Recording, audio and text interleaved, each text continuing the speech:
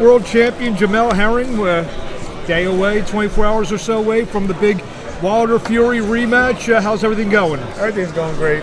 It's just a huge honor to be here, especially with great heavyweight fights. They always attract the crowd, and they're basically the draw in the boxing world. Before we get into you, do you have a quick prediction on the fight? The first fight, if I'm honest, I thought Fury won the fight. I chose Wilder in the first fight before the decision, but I thought that Fury did enough to pull out the victory. Even with the 2 knockdowns, I just thought he did. He banked in enough rounds to pull to get the decision. But Wilder looks a lot different in his rematches, so it's kind of hard to go against him, especially when he looks like a totally different, better fighter in rematches. Everybody, the fan, we're live here. So if anyone wants to ask Jamel, the world champion, a question, we'll try to answer it. A lot of times you hear the old adage in boxing, the guy who wins the first fight usually wins the second fight. The conventional wisdom was that, like you said, Fury won that fight, but at the end, something changed with that knockdown. So now there are a lot more people, I think, on Wilder than like your normal rematch when the court of public opinion thought Fury won that. Yeah, and like I said, I think it plays out to, like I said before, how Wilder looks in rematches. Because like I said, in the first Ortiz fight with Wilder, it was kind of close. It was kind of you could have had basically Ortiz pulling that out also if it went to the decision, because he's boxing beautifully until he got knocked out. But even the second fight, when Wilder was losing every round, he just seemed a lot more calmer than he did with the first fight with Ortiz, and then the knockout was just devastating. So I think a lot of people are probably going up for that. The reason why they're choosing Wilder for this fight again, such as myself. The one thing that does concern me, if you're backing Wilder, there may be a time where that right hand may not bail him out. Gerald Washington boxed 4 or 5 good rounds against him. He mentioned bits and pieces of the first Ortiz fight, the Fury fight, and the second Ortiz fight. Do you get the sense that maybe there may be a time that the right hand may not bail him out? I don't know, but that can, I believe, like you said, in boxing, the last thing to go is your power.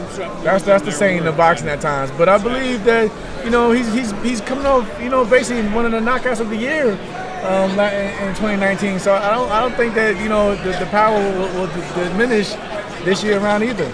I can't choose. I don't know if I thought for a second it was Carl Frampton walking by. So now we can get to you. Obviously, you just had the big title defense, and now you got Carl Frampton. It seems like he's on your immediate radar. Right.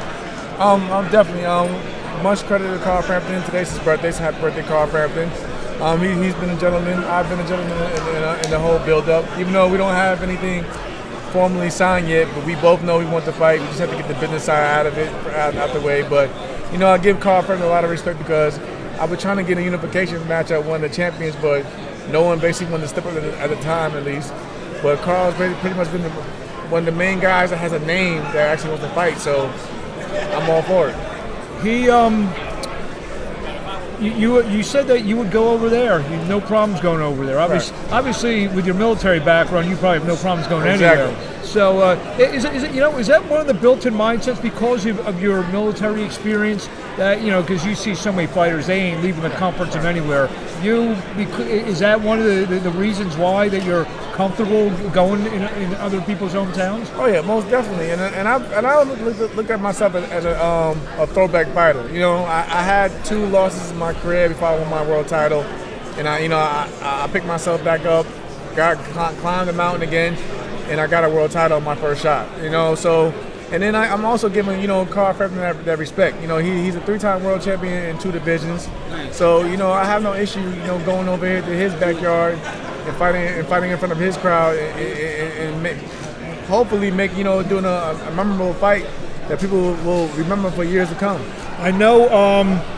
I know one of the things that you said early, you'd want to do it on St. Patrick's Day. Yeah. Because I know, because me being from New York, I know New York has a tremendous Irish crowd, and I know he would bring over a lot of people as well. But when the idea of having it in a bigger stadium and overseas came to mind, I jumped right on it. I had no issue with it. Yeah, and obviously your promoter is actually promoting 2 shows over St. Patrick's Day at Madison Square Garden. What's been the big difference? I mean, I remember I worked a fight. Some people know I do some other PR kind of work. You fought in Trenton for when you were on another side of the street, and you lost that night. Has it been as simple as going back to 130, or has there been other and maybe in the camp that you're now in with Bomac and everybody? That's definitely been the main factor is the camp, the new team, the camp, and everything. Because now I have a nutritionist, so it's funny. It's a funny story. People don't know that I actually make 130 a lot easier than when I was with my old team making 135. Yeah, wow. But because I'm doing things the right way now. I'm taking care of my body a lot differently. And it's showing also not only with me on the scales, but in my performances. Question here: if Gary Russell steps up, would you take a fight? And why there's so many avoiding unification fight? Gary Russell is a great fighter, of course. Like I said, I'm here to make the best fights available. And to answer the second question, I have no idea why it's hard to make unification fights, man.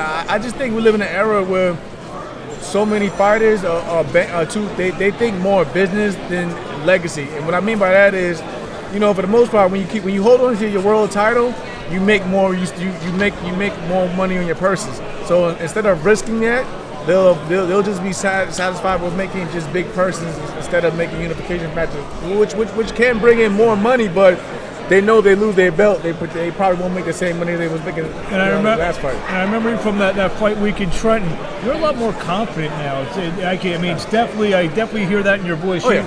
I mean, is it as simple as that belt that makes you more confident? No, I believe more that plays a part with my team. I just have so much of a better team. That's a great team. I mean, besides Terrence, obviously, you got Maurice Hooker there. Maurice Hooker, Robert Brandt, Damon Allen just came on board. I'm from Philly. Yeah, there's a lot of there's a lot of guys around me that just motivate and help push me through camp. It's an honor to be a world champion, but if you don't have that right energy and team around you, it doesn't feel that you don't feel good when you go into the fight. Who would have thought Omaha, Nebraska is a hotbed? A hotbed of boxing training. Anything where can we see you? I know you're very big on Twitter, very big on social media. So you want some new fans, new followers? Where do we find you? I just want to say shout out to Steven Casper. He's always been New York guy. Yeah, New York guy who's always been a huge support since day one. So I gotta give him a shout out. But I know if anybody wants to find me, they can find me on Instagram or Twitter at Jamel Herring. I keep it real simple. I'm a fan-friendly guy, as you all know. I interact with everyone just about. But yeah, like I said, I'm just looking forward to another great year. We appreciate it. We'll see you probably in Ireland, you think, or what? Probably in Ireland, June 13th. We're looking at. So that's kind of a little breaking news. Now we can breaking news. We're looking at June 13th. All we need to do is get the contract signed, and then we go from there. The heck with all these news guys. I get the scoops. Congratulations. Best of luck. Thank you. Thank you.